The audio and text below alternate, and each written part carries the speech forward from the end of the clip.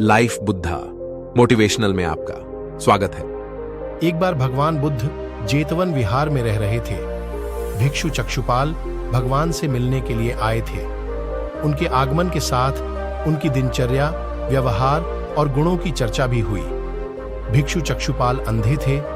एक दिन विहार के कुछ भिक्षुओं ने कुछ मरे हुए कीटडढ़ों को चक्षुपाल की कुटी के बाहर पाया और उन्होंने चक्षुपाल की निंदा करनी शुरू कर दी कि उन्होंने इन जीवित प्राणियों की हत्या की।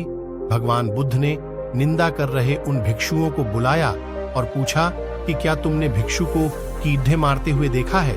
उन्होंने उत्तर दिया, नहीं। इस पर भगवान बुद्ध ने उन साधकों से कहा कि जैसे तुमने उन्हें कीड़ों को मारते हुए नहीं देखा, वैसे ही चक्षुपाल ने भी उन्हें मरते हुए नहीं देखा है, इसलिए उनकी भर्त्सना करना उचित नहीं है।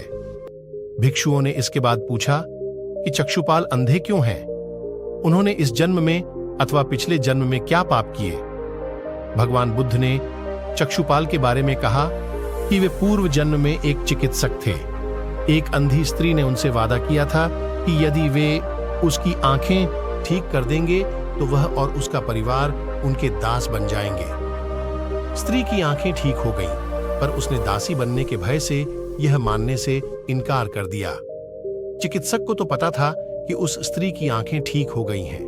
वह झूठ बोल रही है। उसे सबक सिखाने के लिए या बदला लेने के लिए चक्षुपाल ने दूसरी दवा दी। उस दवा से महिला फिर अंधी हो गई। वह कितना ही रोई पीटी, लेकिन चक्षुपाल जरा भी नहीं पसीजा।